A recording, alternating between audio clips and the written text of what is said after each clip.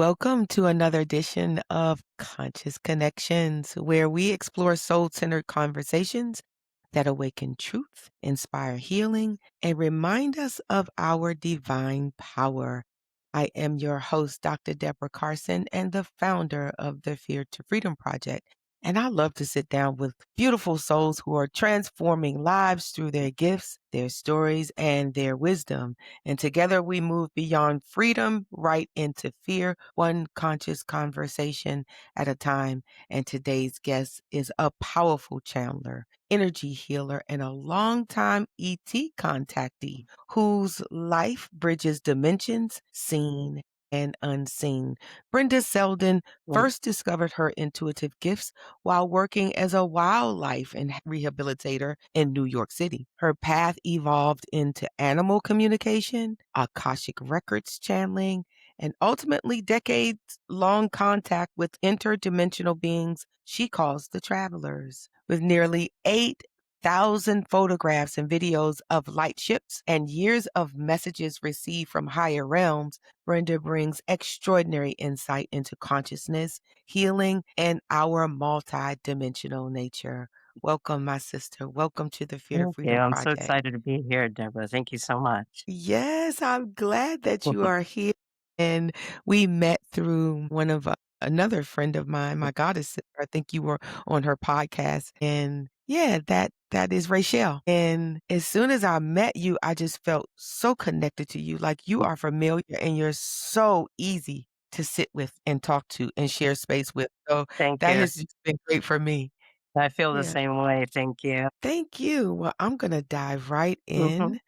So, your intuitive abilities emerged while caring for injured wildlife. Talk more about that. What do you think that work like? How does that work open up your channel? Well, I was a wildlife rehabilitator in the 90s in New York City, and I mostly worked with birds and with mammals, squirrels, because it is New York City. No deer, no bears, thank God. It would have been hard to get them up to the second story of my townhouse apartment. But I think it was a mix of just working nonstop, and also when you're a wildlife rehabber, you try to learn a lot of the basic stuffs to treat them yourself. You don't have a vet necessarily where you're running every animal. And also, I was working with homeopathy, is an alternative form of medicine. And so I was really pushing myself to understand what was wrong with each animal patient I got in.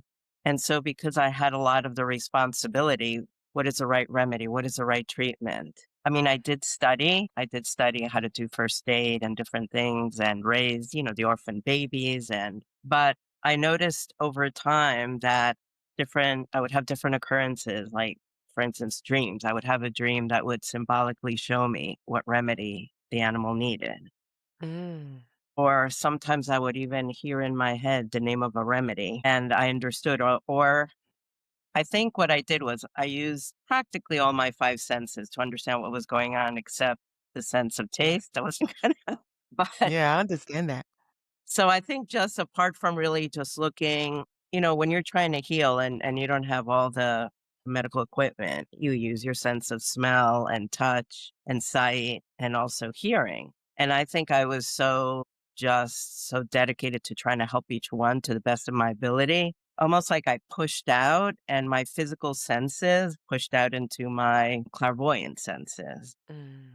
And Mm. so I started to get a sense of things happening like that, but it was actually after my wildlife rehab center closed. My landlord passed away, and the next people that came in, weren't interested in that, so I had to move on. But it was when I took a animal communication workshop where it just came really naturally. So I feel like working with the wildlife created the foundation for me to just begin doing the communication. With the pets. Yeah, with the pets, exactly. So you have helped so many people with their pets on a soul level. Like, what do pets know that we often miss? Well, our pets are always connected to us. I always say it isn't what you say, it isn't what you do, it's your energy. Mm. So that's why sometimes if you wonder, why does my cat, why does my dog not like a certain person? well, maybe that person doesn't have love in their hearts, either for you or for your pet, and they seem to say and do the right thing. So that's why, and people, we have that too. Sometimes we get a gut feeling. This person is Yeah. being nice, but something's not, sitting right with us. And so, But no, I wanna interject here because I watched Caesar, the guy yeah, who helped and he always talks about energy.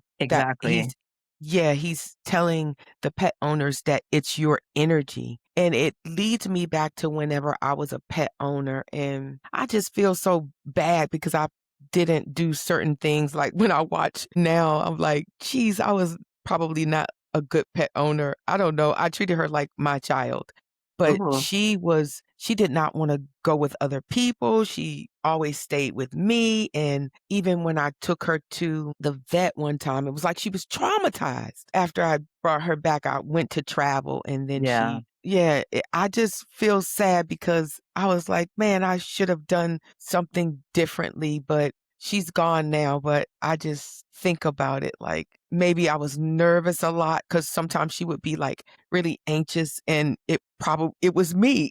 It wasn't her, it was me and So, my anxiety and stuff. yeah, both of the things you say are true. So, one of the things that I've learned about animals, none of us are going to get everything 100% right. But the thing is, Yeah, so what they always come back to our pets is, whatever you did for me, did you do it out of love? yes. They don't expect perfection. So, if you did that, then in their hearts, you got it right. Good, good, good, good, yes, because Yeah. we loved her, she was my child. Definitely, and Yeah. secondly, they do pick up our energies, so one of the things they try to do is they try like, if we're anxious or if we're sick, it could be mental, emotional, spiritual, and there's an imbalance, then they try to take on some of that to help us. Sometimes, for instance, a Mm, lot of times, I'll tell a person, "Oh, your pet, I'm sensing digestive disturbances," or, "I'm sensing your pet suffers from anxiety or this or that or different things or has like a pain in his or her knee, let's just say the back leg, and the person will be like, oh, I have that too. Oh, I'm like that too. So it's not a mm, coincidence so much. It's your pet trying to help you. Now,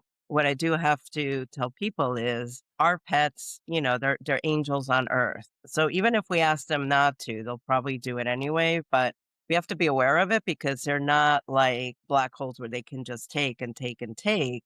Then that's why they can then start to manifest what we're manifesting. So, in mm, a way, maybe it helps us to be aware of our own energies because I think we do this unconsciously, whether with partners, children, human children, pet children, where we can't help it, but just all our energies, we just go, and send it out. yeah, you're right. And maybe it Yeah, reminds us just to be aware where we are and just to ground and center and, if we're more aware of how interconnected we are. And not just the environment as well. It's not just pollution. It's also, lots of kinds of pollution in the world includes mhm, hatred and greed, if you know what I yes. mean.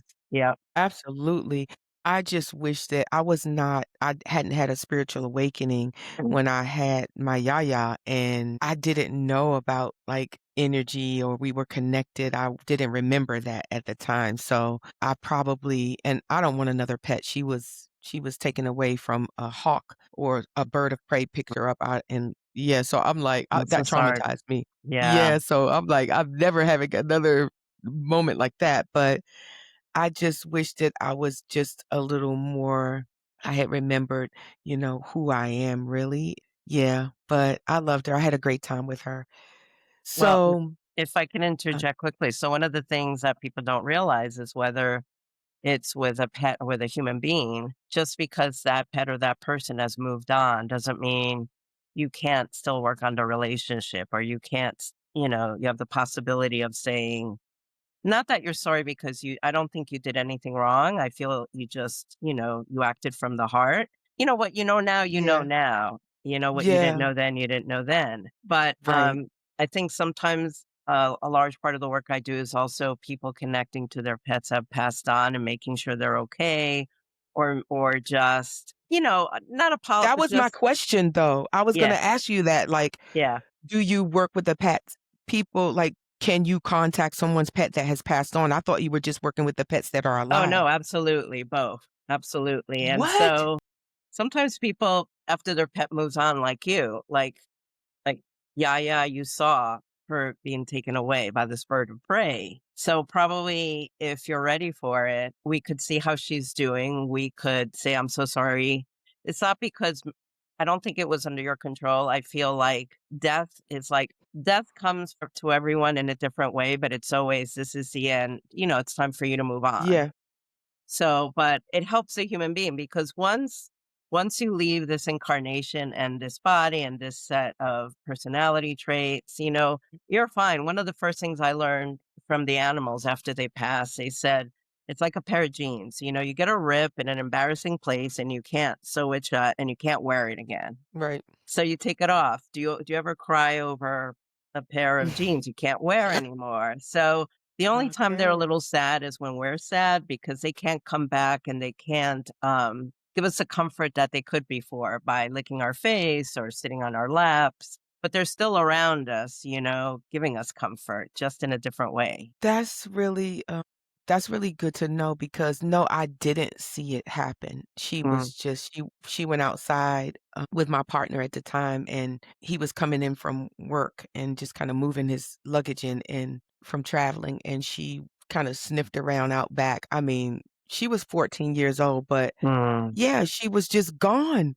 No more. It was just traumatizing. Do you understand how that was just traumatizing to me? I could not go to work, No, and completely understandable. like, Absolutely. she's in the house with me, and then the next thing, she's just gone, and so it was yeah, it was really sad, but, yeah, I didn't know that you work with the ones that are already gone.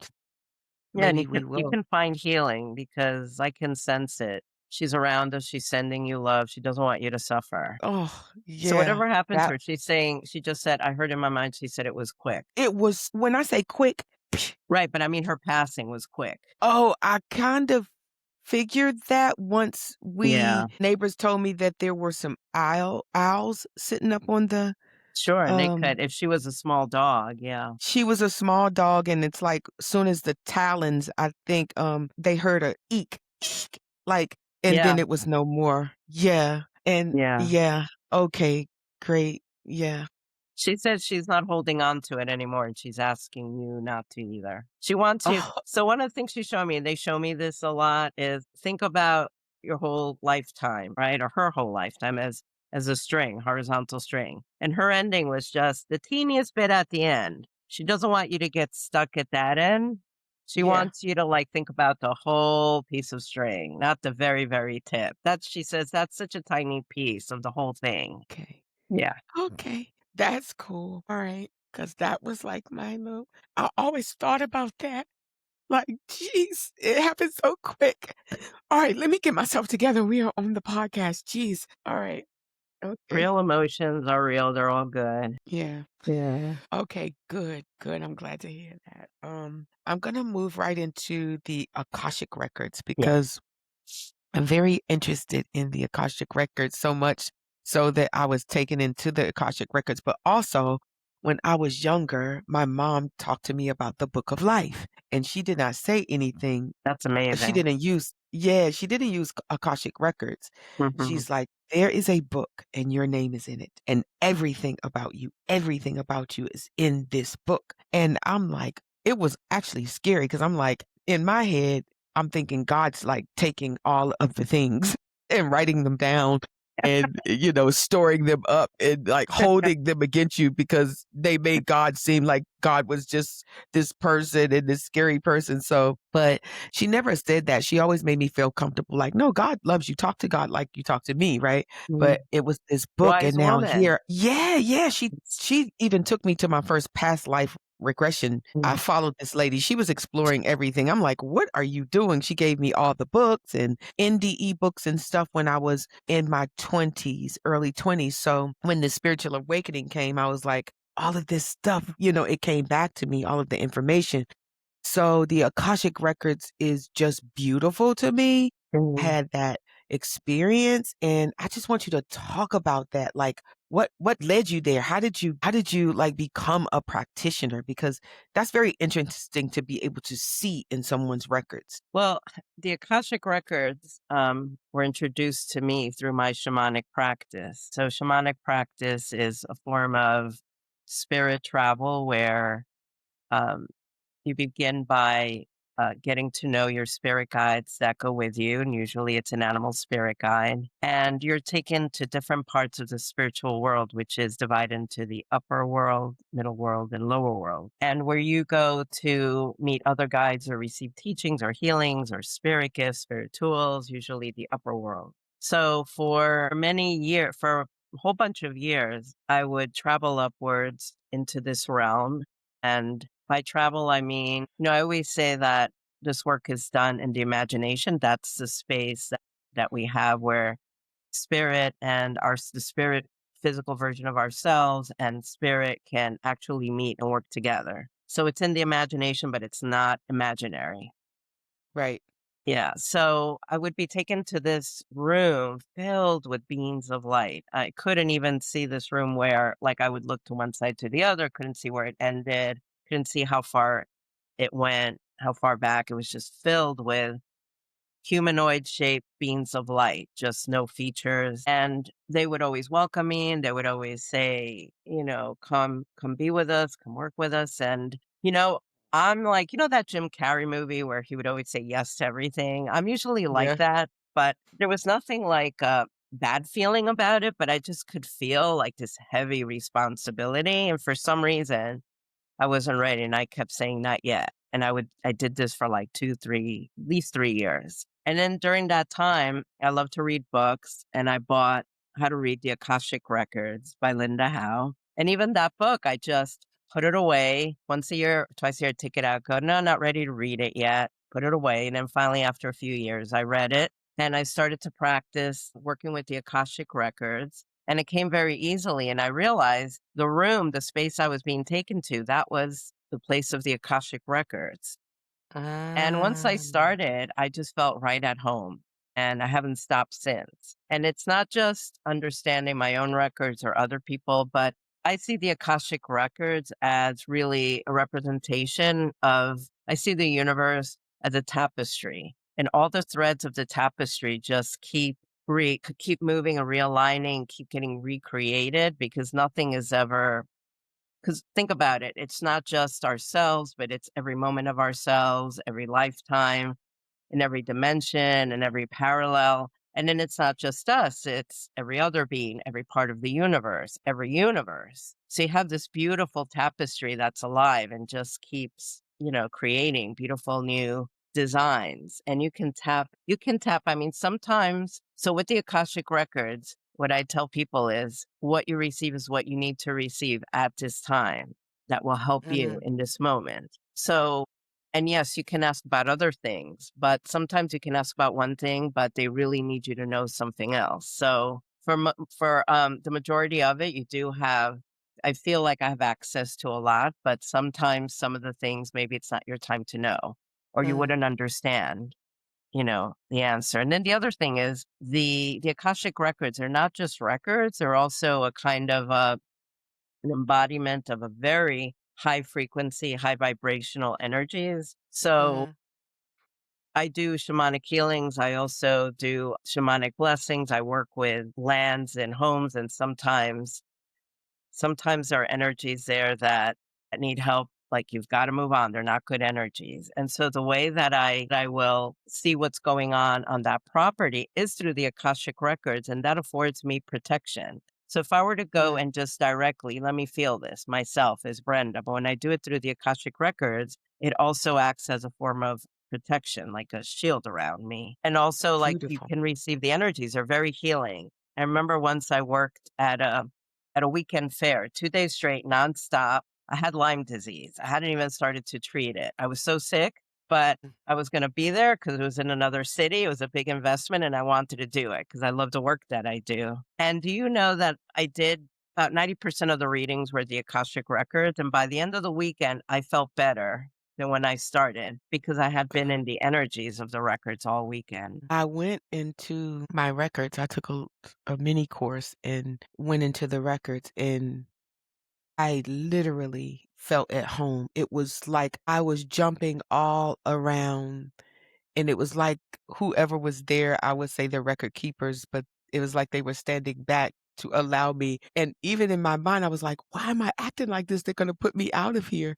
But I was like, literally, it felt like I was just jumping all around, and I realize now it was just a symbol of my joy of being like I just felt like it was familiar, and it was so many books. To me, it looked like a law library on steroids, and it was endless. It's like these walls open up, and it was endless rows. And also another time when I went in there, it was a lot of beings, and they were busy. They were busy, like, moving, everybody's like somebody's getting records here, and it was like this busy place, things are happening in there, but I saw a lot in there, and I saw what I needed to know at that time. I Mm. was proud of myself that I was able to access that information. I recorded everything, and I was just so proud of myself that I actually went into my own records. So, I haven't done it, anymore, but it's just I love that place because there's information there for Mhm. healing. Yeah, there's so much information for healing that's germane to you and your life experiences, and I wish that more people knew about the records, and I'm glad that you're here to talk about that, the records. How do you think that the records change people or heal people? I think so sometimes so 2 steps. Sometimes it's just knowledge, awareness of something creates just a new state of being because now you understand something. And sometimes it leads to an understanding of what needs to be healed, that awareness, what needs to be healed from where it's not obvious. So for instance, past lives will come up. Yeah. And for me, my experience is I get very few Cleopatras or actually none, everybody, the majority of the history of, the world is, maids, soldiers, nuns, monks, slaves, serfs. You know what I'm saying? That's the majority Mhm, of the history or just, craft people, trades. It's not going to be, some nobility, yes, and all that, but the lifetime that comes in, that's just where the energy got stuck in our souls, and then something keeps coming up over and over again. Could be a mm, relationship, a pattern, it could be an illness, it could be an attitude, like yeah, poverty yeah. mentality. Yeah. Yeah, cause you can, like I think what she was saying, the practitioner, like, there are, like, programs and there are contracts that you many contracts that you've signed, in other lifetimes, and you can, like, sorta, like, break those contracts? Is that what I'm saying that is that So correct? there's such a mix of things. So, for instance, sometimes souls will create an agreement to experience certain things, and those things Mhm, might be, experience something that is causing us suffering, is causing us pain, or may even cause us an early death. Because I think, from what I understand, a way for our souls to evolve so that we can hold understanding, compassion for mhm. everybody. You know that saying, we need to, until you walk in my shoes. So I Yeah. think that's what the different lifetimes are about. You know, Mm, when something happens to you, like when I became a widow, I really understood what is it like for someone to be a widow. I mean, yeah. I had compassion, but I didn't really understand until I experienced it. So I Mm, think that's what we do, the good, the bad. Sometimes we want to experience what is it like, to be really wealthy. And mhm, but then don't forget we also have our free will. So when we're in different experiences, we also have to understand how to balance it. Like, so we're wealthy. So we're tempted to be either really selfish and just spend it on ourselves, or do we have this open mind and heart and go, how can I help? So I think mhm.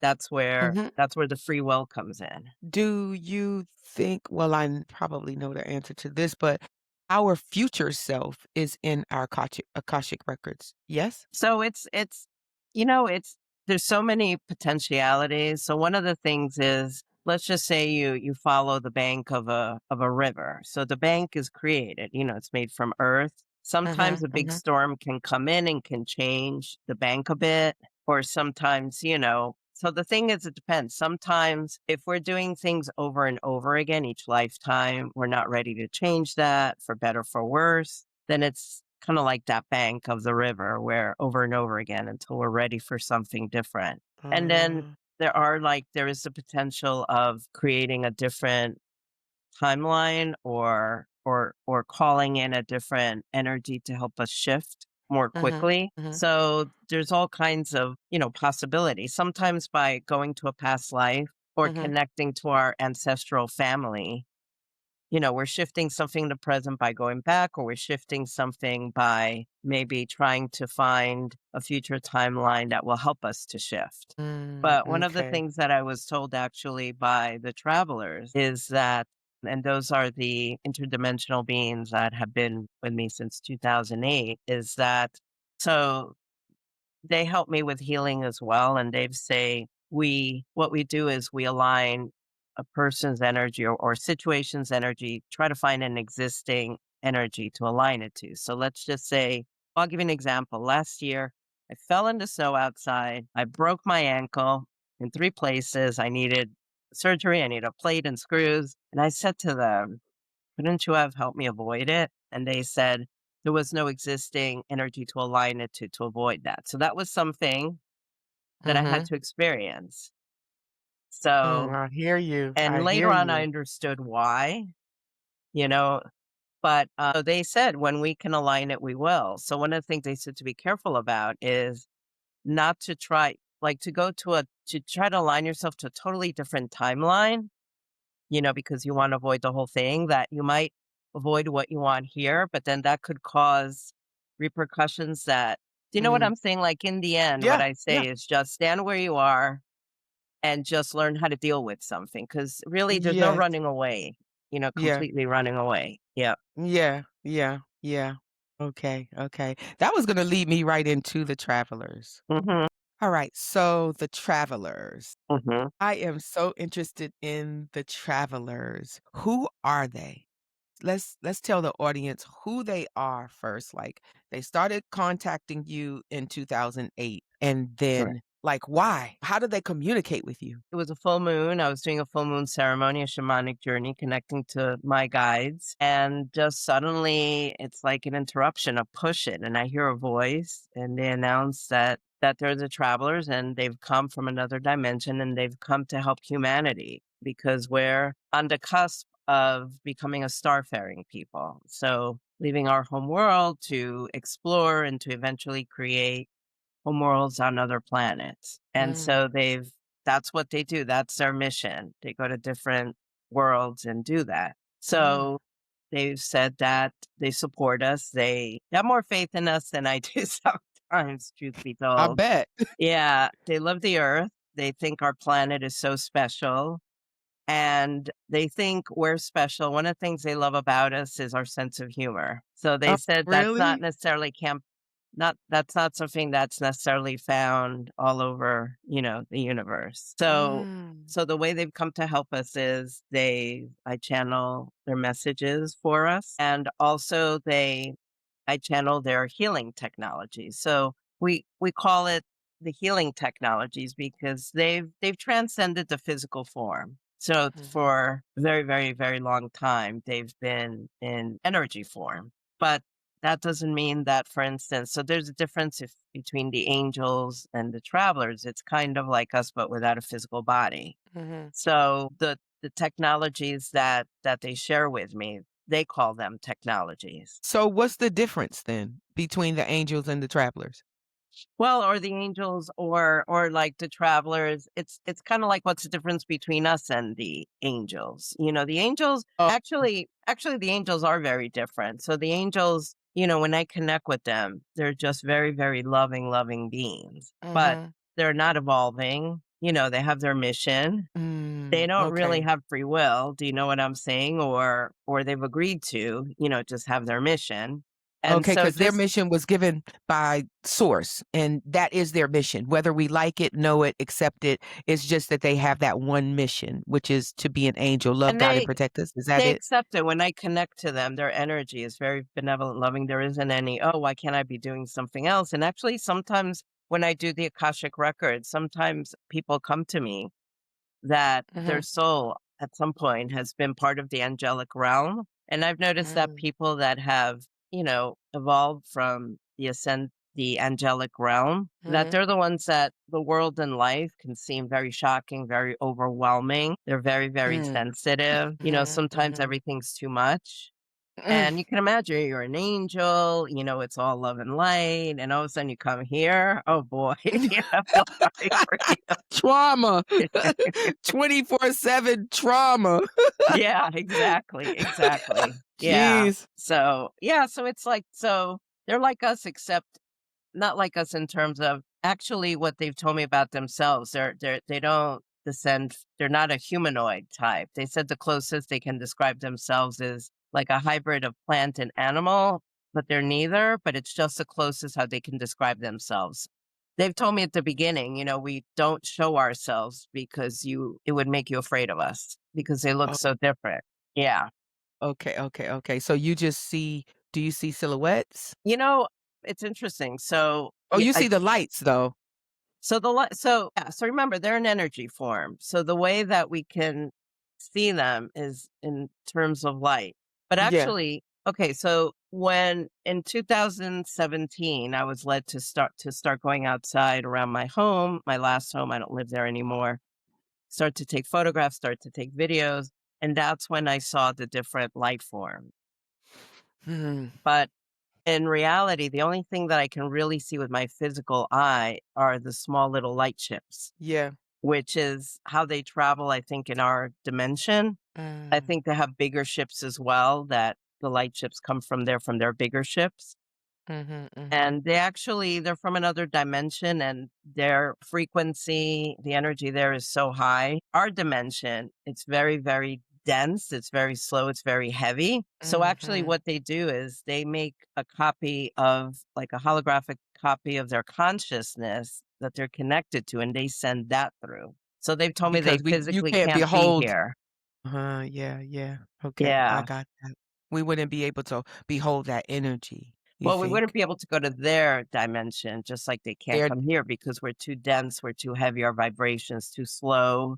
And that's on the physical level. It's not a spiritual thing. Kind of like mm, imagine being on a planet where the gravity is so heavy that we're used to a mm. lighter gravity that maybe we step foot there and we immediately, I don't know, collapse or get torn apart or I'm not a physicist, so maybe my example is really bad, but No, no, I get it. yeah. So, you said that they impart energy, I mean, Yeah, well, they call it technologies. Yeah, the healing healing technologies? technologies. So what their healing does is it's to help us align our energies and, to help us with anything we're feeling. So for instance, Okay. sometimes if I start to get sick or get a headache or a Mhm. stomach upset, most of the time it's gone within a few hours, or overnight if it's at night. But the other part of their healing is they said they're here to awaken dormant gifts in our DNA. And these Mm. gifts are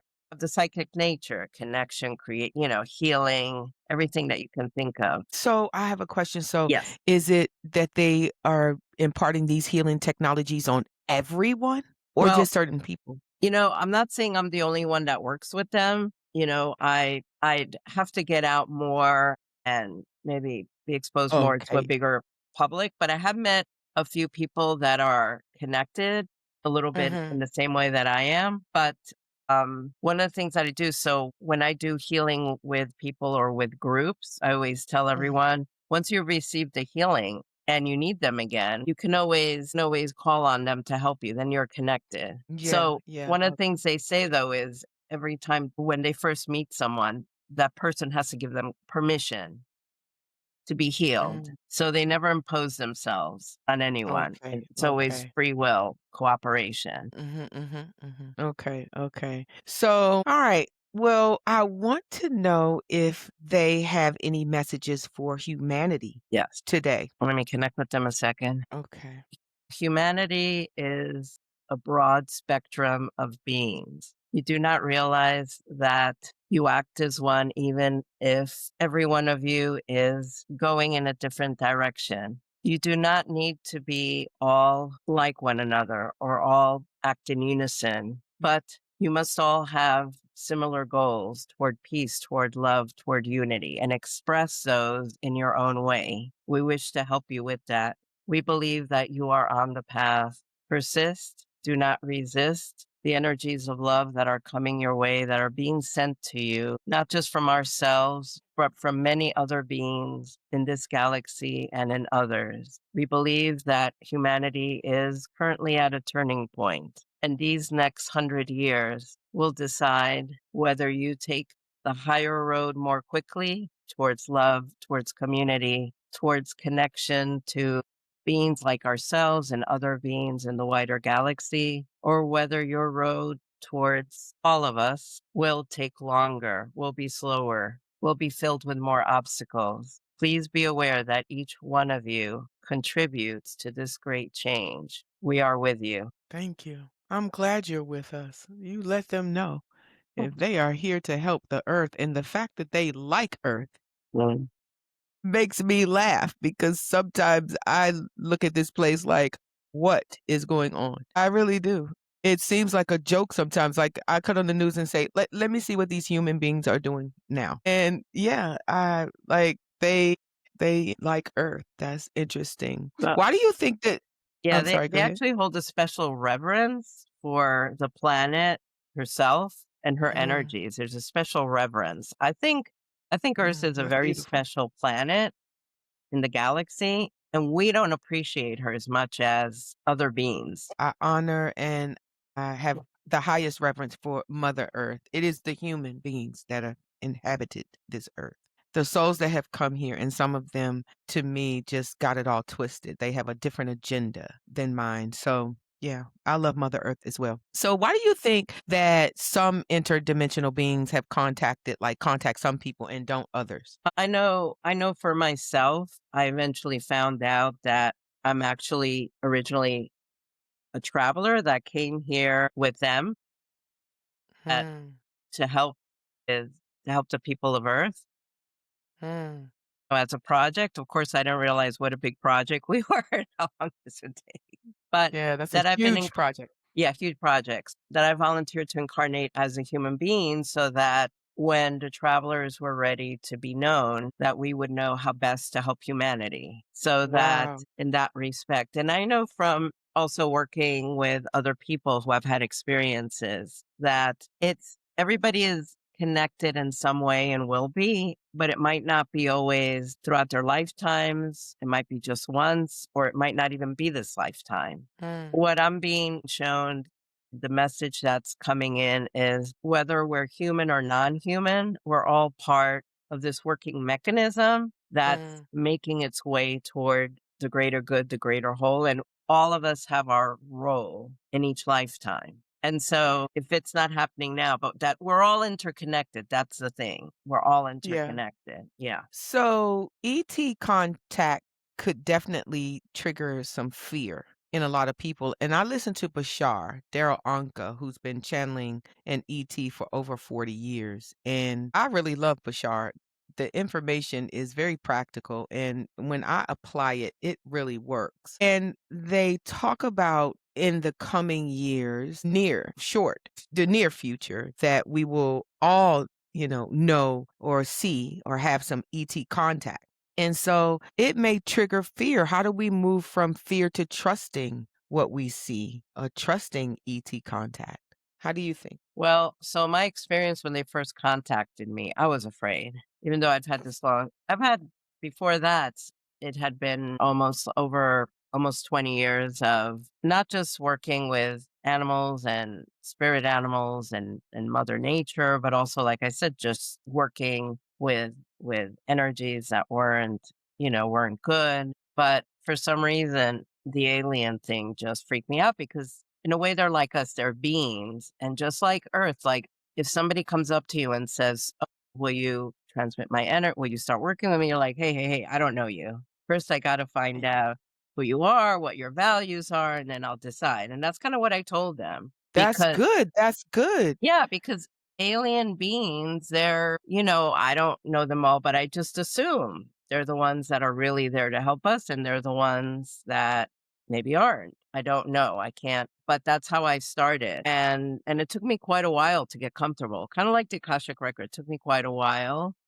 Uh-huh. And those first few years, or like I had like nonstop UAP experiences. I think it was their way of like nudging me, you know.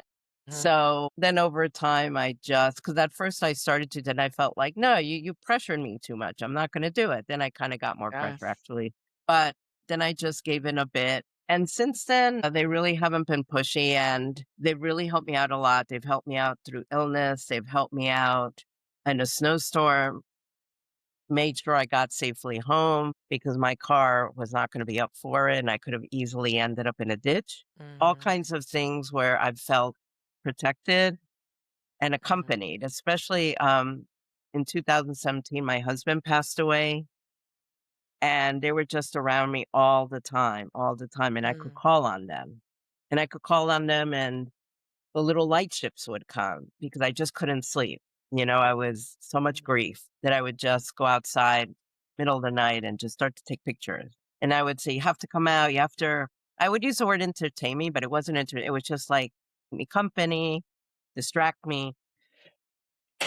Come help And me. they would all the time. That's good. That's really I think that's interesting to have some friends from the other side, from another dimension that Yeah, are there to support, love, and guide us. That's great. It they're lets you my know that you're not alone. no, and they're my community, and the interesting thing is at times because they don't so they live in what they're called pods and pods, so they're never, like, just one on their own, and the pods could be as little as 9 up to, like, the thousands, and the pod of travelers that came to Earth, that they number 27, and according to them, including me, one of the 27, and sometimes during that time of my grieving, I would be able to sense the energy of the community of the pod. And it Mm, was just so this just soft, peaceful, just you know how sometimes even with people we love, we can we'll have a great time with them or we'll argue with them. Or sometimes there's always a part of us that feels like we have to be on with somebody. You know, it's rare to have just that quiet companionship. You do, but maybe it's 2 minutes. But with them, it felt like I can just be here. There's no time limit, there's no sense of, I have to show, I have to say something or obligated do to something or say yeah, yeah. And prove yourself. yeah, prove or even just, be entertained. Yeah.